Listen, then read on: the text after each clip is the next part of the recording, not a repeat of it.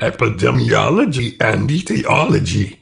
Etiology can be used outside medical parlance and deals with the origin, cause, and effect of different phenomena. Etiology may refer to family trees, myths, and other sources to explain the occurrence of things. In medical parlance, etiology refers to the origin and cure of a certain disease. Epidemiology has greater scope than etiology because it is an ongoing process. Epidemiology involves the study of both determinants and distribution of disease, while etiology only attempts to expound on the determinants. Epidemiology relies heavily on scientific methodology to isolate factors which affect prevalence of diseases in a certain area. Mortality and morbidity.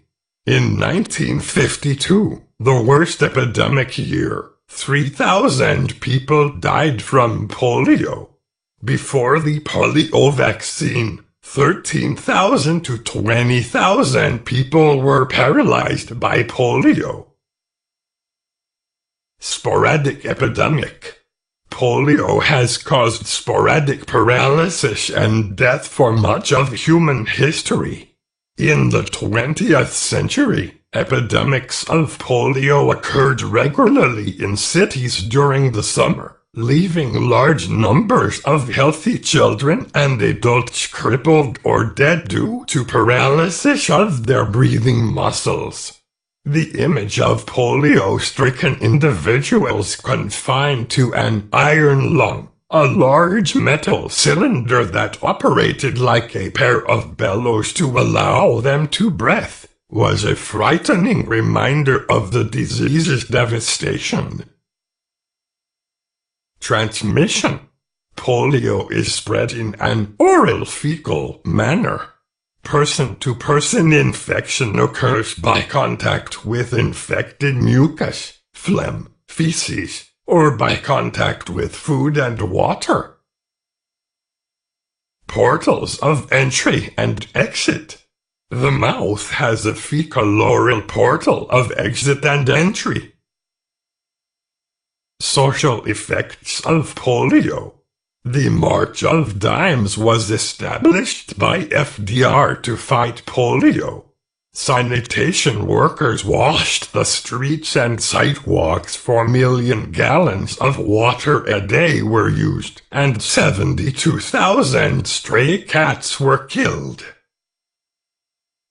Ways it affected kids' lives. Children couldn't play with friends. Schools were closed and in most cases children couldn't have contact with their family if they had polio because of how contagious it was. Treatments for victims. Vaccinations, iron lung, mobility and AIDS. Experimental studies conducted by Colemar, Sabin and Salk. In 1950, Albert Sabin and Jonas Salk made effective vaccines. The Salk vaccine is a virus which helped the human immune system to recognize the virus, polio, and eliminate it. Even though the vaccine lasts for some time, it doesn't last a person's entire lifetime. The Sabin vaccine is attenuated, live viruses. It was proved to be not strong enough to cause paralysis. It also multiplies in the intestinal tract and induces immunity. Vaccine used in USA today and who should receive it. Inactivated polio vaccine is what children tend to get. During different ages, children get different doses. It is for children 2 meters, 6 years. Kids get a dose at 2 meters, 4 meters, 6-18 meters, and booster dose for -6 years. Herd immunity in USA today.